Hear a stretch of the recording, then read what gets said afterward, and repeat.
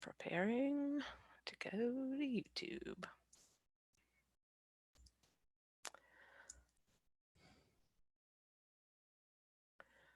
Okay.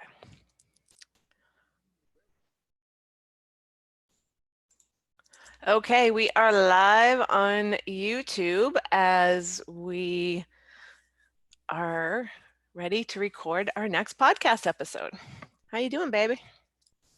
I'm pretty good. Looking forward to getting this over so I can play a game or something. It's my birthday. So you burn Happy daylight. birthday to you. Today is your birthday. Yeah, 45. Yeah. Me too. Mhm. And okay, today we are recording episode 7 of the Complex Couple podcast. Today's episode is called the Pet Peeves episode because my beloved really thought that it was pet peeves and not pet peeves. Probably because, honey, you don't hear that well and you have dyslexia. So it's very understandable that it would be confusing. But it's so cute. I just love it. Your pet peeves. I'm feeling like this big right now. Well, I'm only sharing because you said I could. No, you can. Yeah, I'm not embarrassed. This is a very transparent. Yes, podcast. Exactly. Mhm. Speaking of podcasts, this episode is brought to you by Outmarket.pro. They are a marketing company that can help you with all of your marketing needs. But one of the best things about them that I have found like gold is the principal, Mark Stein, really wants to teach you how to market. He doesn't even necessarily want to do it for you. And so I would call him a marketing coach. And if that's something that appeals to you, then definitely reach out to Mark at, let's see, what's his email address? Mark@outmarket.pro and see how he can help you. It's a very cost-effective and affordable marketing solution for your small business needs. Thank you, Mark, for sponsoring us. Okay, so this episode, or in this episode, Keith and I are going to reveal what we think the other person's personal pet peeves about ourselves are. Did I explain that right? Yeah, it sounded good to me. Okay. But then again, I thought it was pet peeve. So you might want to ask someone else, love. I'm just down here in the basement.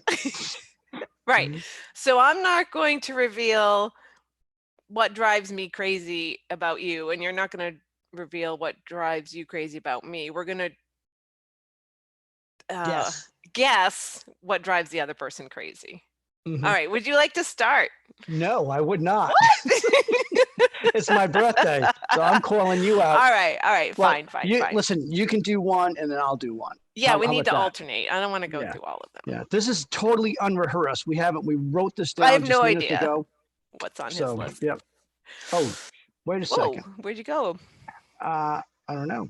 Let's see. Oh, you hid your video, and you muted yourself. Unmute. You. Okay, I unmuted you, but you have to turn on your video. Yeah, my camera actually shut off. Oh. Which is strange.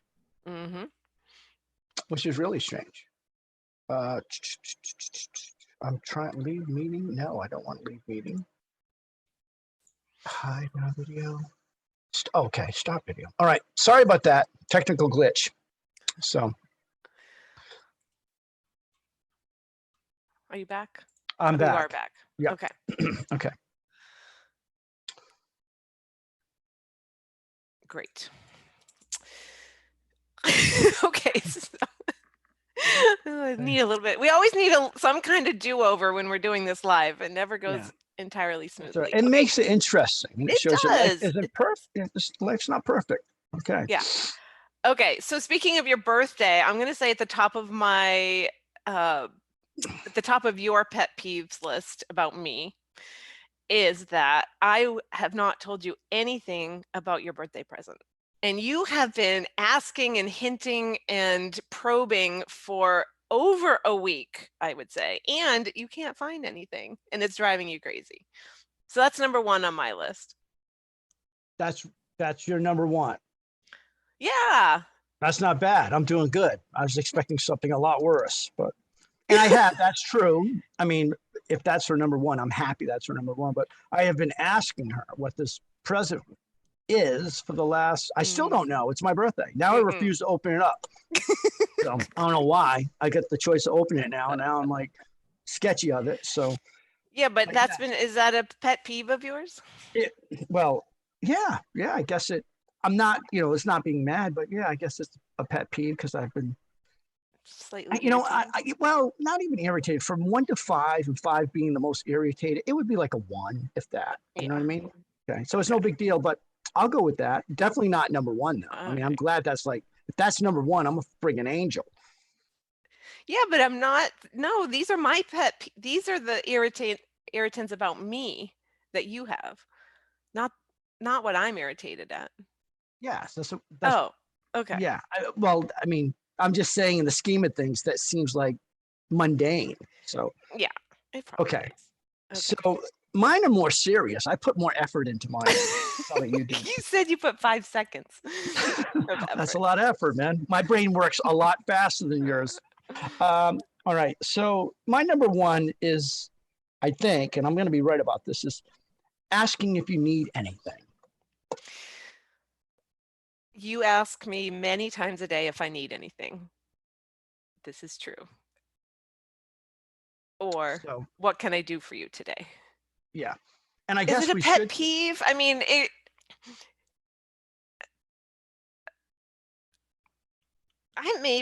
maybe. It's another mild irritant, I suppose, is a more of a nuisance because I know that you're there, and if I need anything, I will ask you. And you're so good at um, really helping me anytime I want to, anytime I want it. Yeah. So guys, if you're watching this, just remember, sometimes you can ask a woman too many times, do you need anything? Do you need anything? But she doesn't know all the reasons we ask. There are other reasons why we do that are subconscious, like mating season. You know, there's possibly a better chance of mating season if the animals are getting along and working well together. Just my 2 cents on Oh, it's not that I don't appreciate it. No, it, I know. and I don't appreciate you. One thing we were going to point out, which we forgot to, is that these pet peeves are exacerbated when you're in a sheltering in place situation because you see each other 24/7 practically. And so they can tend to grate on you over time or seem bigger than they actually are. But I think we're doing okay so far seeing each other Yeah, twenty-four seven. well, we're definitely doing better. I mean, this was like a work in progress because you go up, go up, go up, and it's like there's an explosion. Holy shit, we got to deal with this. And then you might flatline a little bit, and then it goes up a little bit, and then there's an explosion, and then you go down, and then you might go up. So it's kind of like a roller coaster ride. And it's when you get to that top, where it gets a little bit, you've got to talk. You have to talk it Oh my out. gosh. Yeah, we have had some roller coaster moments being home all the time. Yeah. So I mean, it's preparing us for our next, uh, anticipated journey.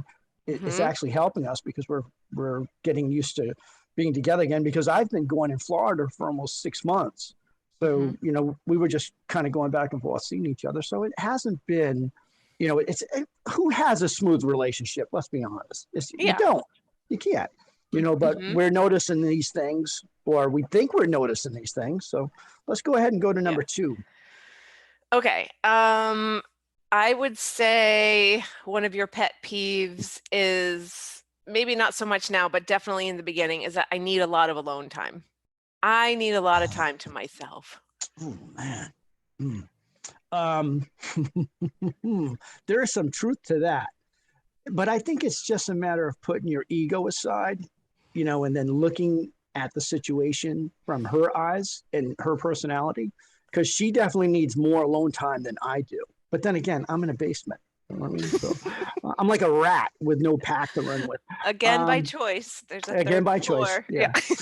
So yes, I mean that one was probably one of the hardest things to get used to, but I think I'm okay with it. because I kind of accept that now, even And I though think I we may have not to always like it. revisit it though periodically and make sure we're on the same page. And I want to make sure that it's not because I don't want to be with you, it's because I just want to be with me, that I Yes. need that time. Because Hmm. even when I'm working alone in my office, that's not personal time. That's just me working. So even though I'm alone, it's not alone time in my mind. Yeah. It's And you not. guys thought this was just going to be a funny video. This is Yeah. serious shit. Yeah, exactly. Yeah. So I definitely agree that, Okay. and we do sometimes have to revisit that because you need to remind me, oh, so, but yes, alone time. I'm writing yours down so I can study them. Okay. All right, I'm Okay. crossing them off. Okay. Oh Whose man, I turn? don't It's know. your turn. Okay, it's my turn. So I'm not sure if this goes in alignment with the first one, but one of the things I have a bad habit of doing, and it may be a pet peeve, is reaching for things that she's going to touch. Oh, Oh yes. yeah, that's Oh, yes. mm, right. And I don't even realize I'm doing it. So all of a sudden she's moving around me. I see her go to grab something, and I reach for it like I want to hand it to her. I don't know why I do that, but it's Do you remember the irritating. first time I got really mad about that? It was in the grocery store. I was reaching for the rotisserie chicken. My hand, I think, was just about on it. And you swooped in right in front of me and grabbed it. And I was so mad at you. Like, what are Yeah, you doing? I got it. yeah, It's a chicken. yeah.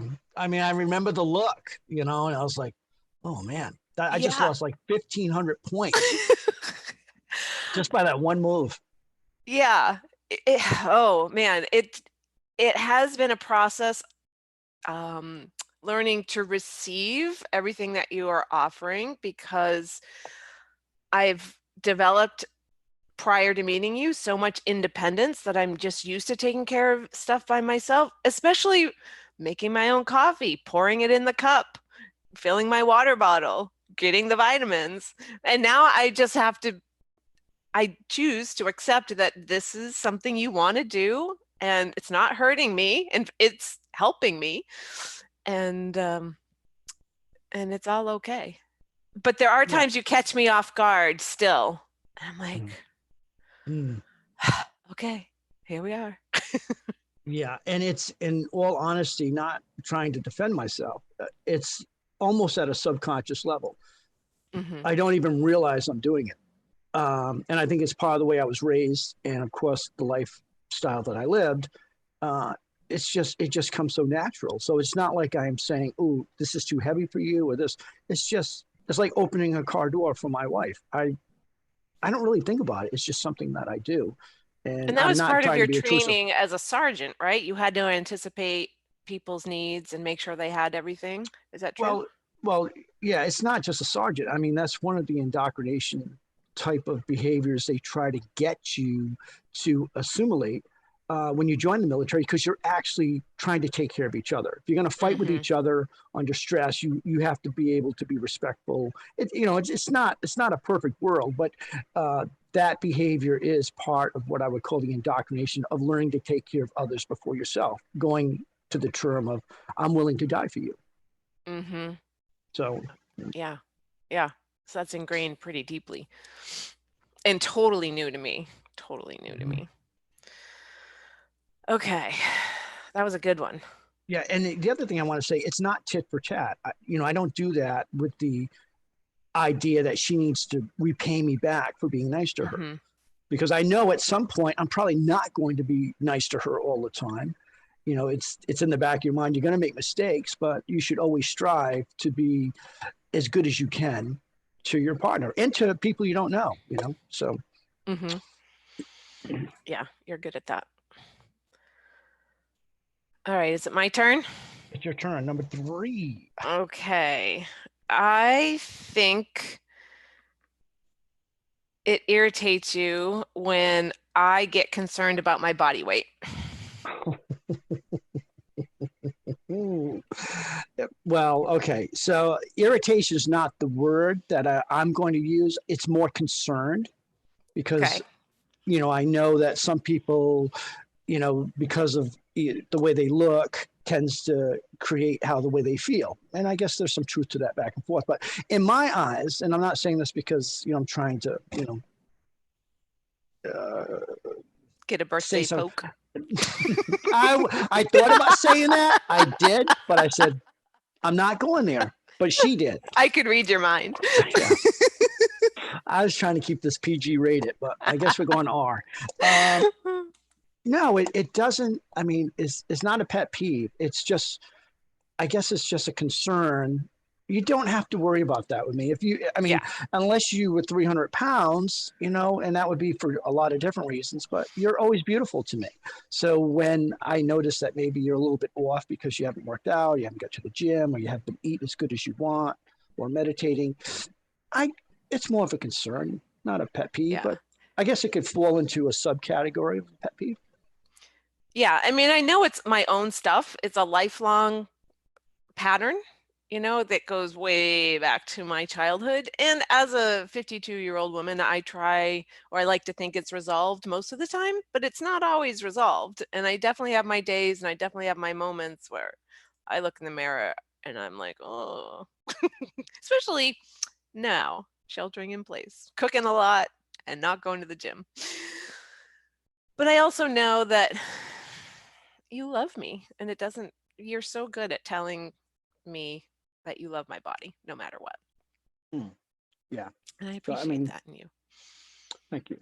Yeah. It's the soul that draws me to you. Mm, yeah. It's the soul. And that's, with a soul like that, I'm going to poke as much as I can for it. All righty. All right, your turn. Okay. This one's going to be happy. Okay. Um,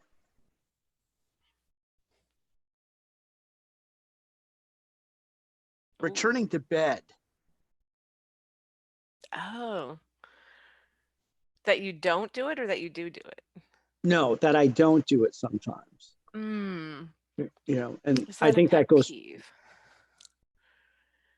Do you want to say more about that before I say anything? Or No, I that's it? mean, Yeah. I think that's it. You can I mean, explain why, maybe. yeah. I mean, I know when you get up in the middle of the night that there's a reason you can't sleep. And in the beginning, I mean, we've talked about that, I think on our first podcast, it sort of flooded me with some anxiety, but I've resolved that. That doesn't bother me anymore. And when you're ready to come back to bed, I do just want you to come to bed. And you've told me that you choose not to sometimes because you don't want to wake me up. It's That's not a correct. major thing for me, but I just Hmm. want you to know that I'm good. Okay. Hmm. Yeah. Okay. So I don't know. I don't think I'd call it a pet peeve. Okay. Guess I read that one wrong. All right. So my turn, correct? Yeah, your turn, darling. Okay. I think, or I know about myself that I can become consumed by work and wanting to be productive, which makes me seem very distracted and sometimes unengaged because my mind is over there. Even when I close the door to my office or walk away from it, I'm not always my best me because I'm thinking about work. Definitely. It's a pet peeve, eh? Definitely.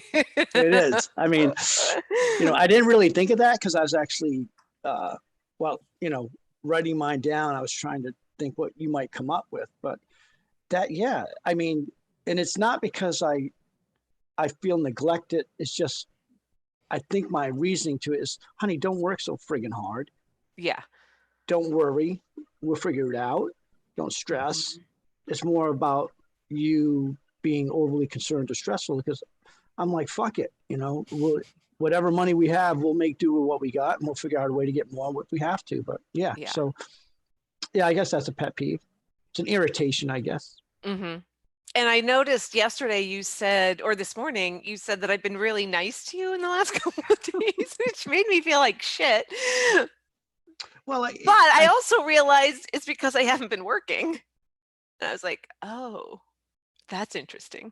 well, I felt a deeper connection. It's kind Mm-hmm. of funny when we're out of the house, we're very connected when we're together, hiking, walking, whatever. Um, or when we're dancing in a club or whatever, we're very, very connected. But sometimes there's a disconnect, and of course she's working and I'm not.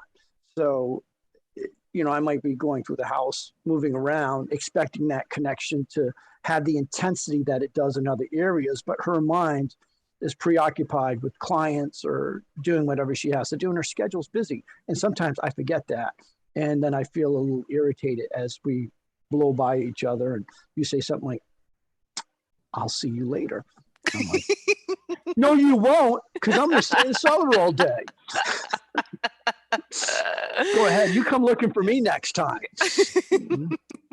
Where's my kisses? All right, so I hit that nail on the head.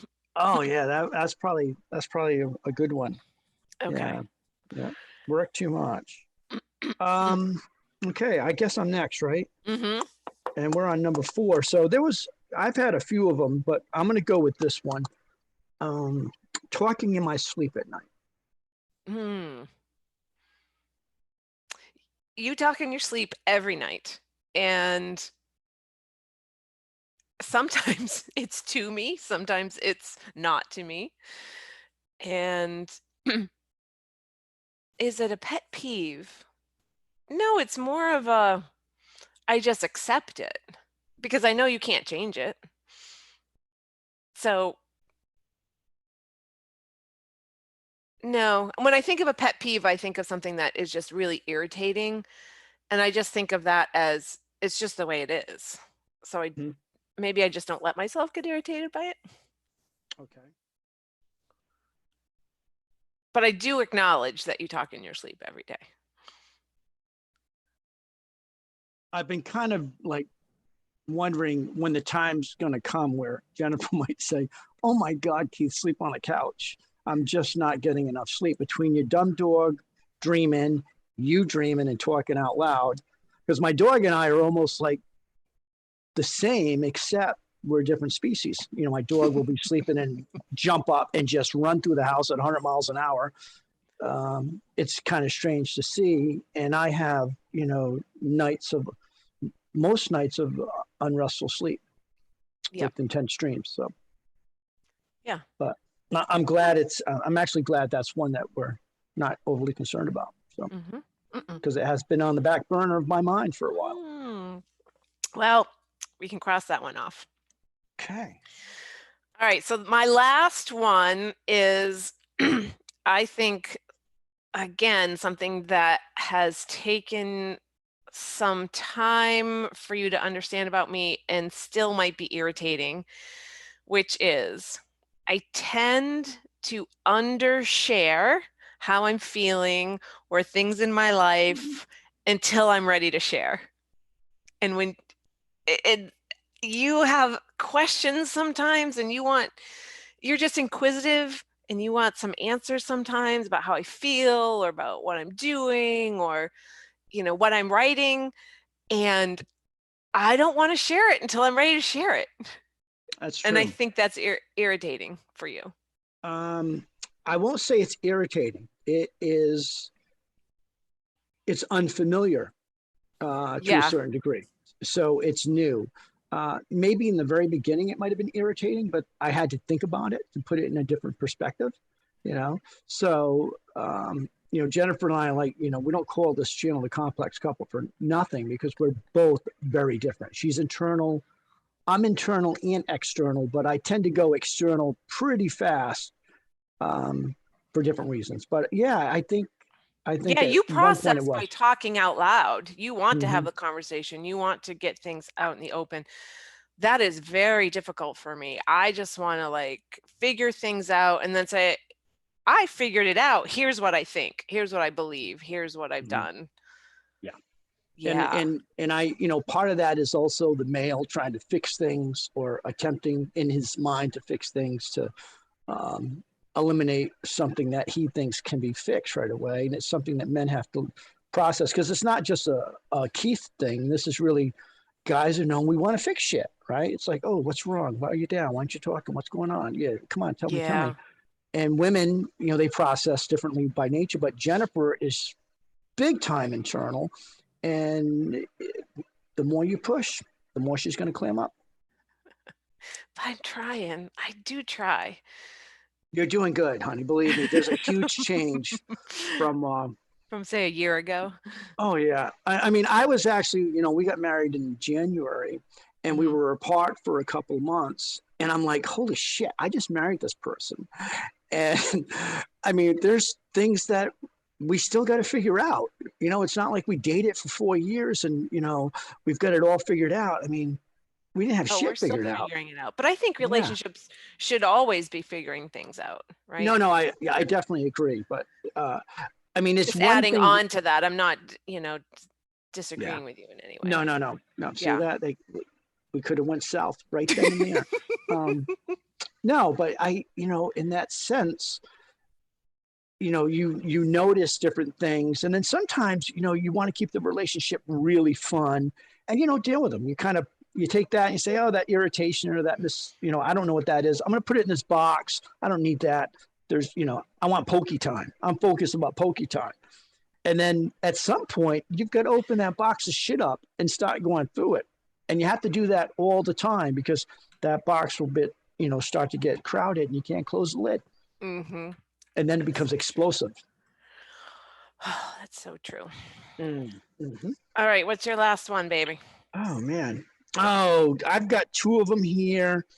But I'm going to go with, there's 2 that I kind of wrote down with question marks. And I might have to go with this one, because this is probably more important for people watching this and people that are going to see this. And it's also very transparent. So it's not an easy to it, right? Listen to it. Yeah.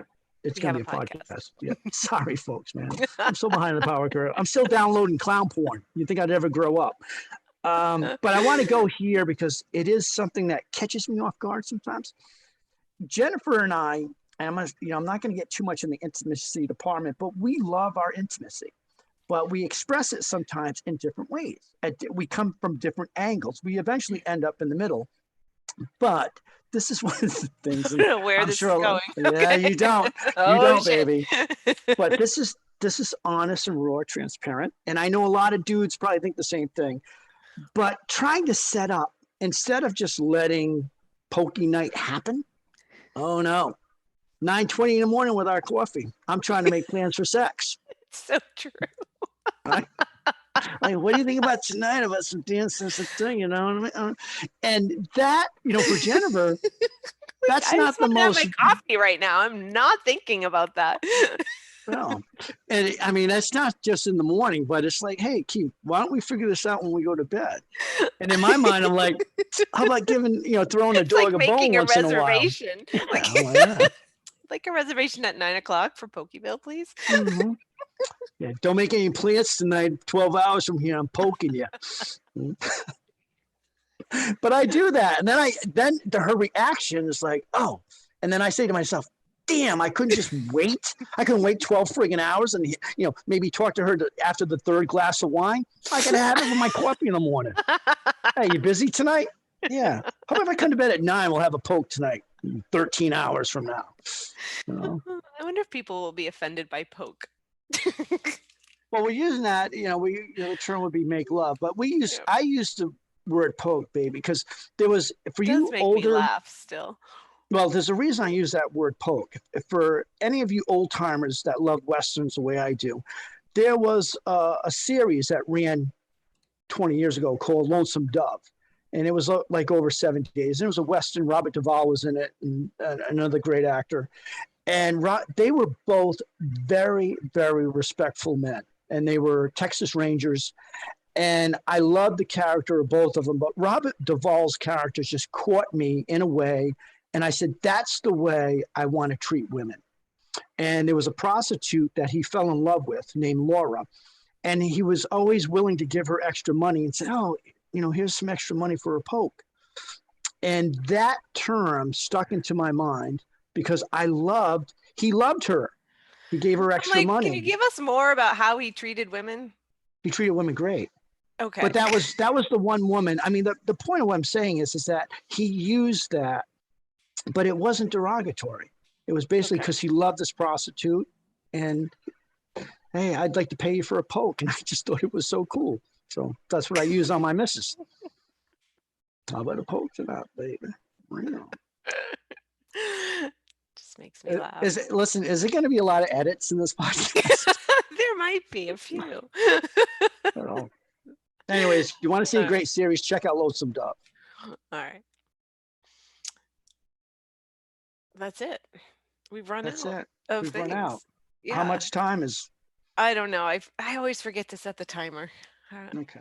It's probably been 25 minutes. 20 probably.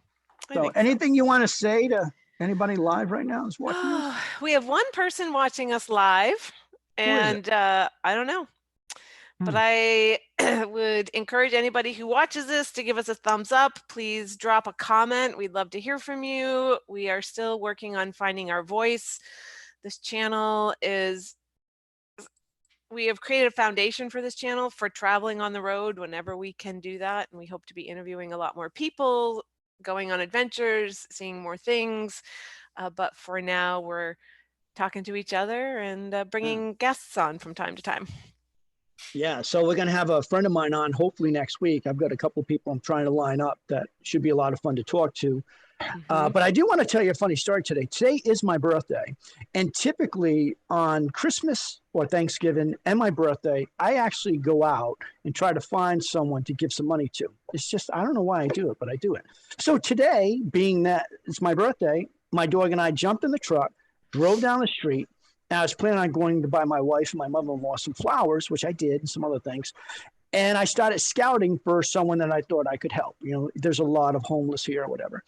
And I spotted this man, drove up to him with good spirits. And I said, hey, do you need any help or something like that? And I didn't have any cash on me, but what I was willing to do, I was going to say to him, meet me down at this store and I'll buy you coffee, some snacks, whatever, with my debit card. And he came up to the window and told me to go fuck myself. Not once, but twice. And I just kind of said to myself, maybe that's a sign that he's not the one. But today's not over, right? Today's not over. That's right. And being where we are, there's a lot of homeless people that need some help. So I will make another attempt to drive out later and hopefully give someone something to make me feel good. So yeah. I love that about you. Do you want to tell people why you are drawn to the homeless? Oh, I'm going to have to keep it semi-short. Keep it short. We can do a whole episode on that sometime. We can do an episode. But unfortunately, well, I shouldn't say unfortunately. It probably was one of the best things that happened to me, even though it was one of the most embarrassing, was I ended up homeless for a number of months in a homeless shelter. And I'll give you a quick intro to it. I was in a library. I was doing pretty well at the time and didn't have any complaints. And I noticed while I was sitting at the desk, this homeless man tried to come into the library on a cold, cold day with a shopping carriage with his personal belongings in it. And the librarian told him he couldn't. They got into an argument and they forced him out. And I kind of chuckled to myself and said, he was mad because she wouldn't let the carriage come in. And he said, listen, I'm a taxpayer. Why can't I bring my stuff? And it was raining. It was snowy. It was shitty out. And I actually made a comment to myself, dude, who wants all your shit in that stupid carriage? You can leave it outside. No one's going to steal it. That's what I said. Well, about a month later, guess who was my bunkmate in the homeless shelter? He was. And his story was a lot more, the story was a lot more complicated. And him and I became great friends, what I consider homeless people to become great friends. But I ended up spending months in there in a homeless shelter. And maybe we can talk about that in another podcast. So I have this very heartfelt concern for the homeless, for primarily that reason that I lived that kind of experience. And if you haven't, before you judge a homeless person, you should think a little bit harder before you say something negative about them. So, absolutely. Thanks for sharing. Yeah. All right. I think it's a wrap. All right, honey. All right. Enjoyed it. All right. I'll meet you in the kitchen. Sounds good. It's All right. almost Mwah. lunchtime. It Love is. you. All Bye, right. everybody. Bye. Thanks for listening.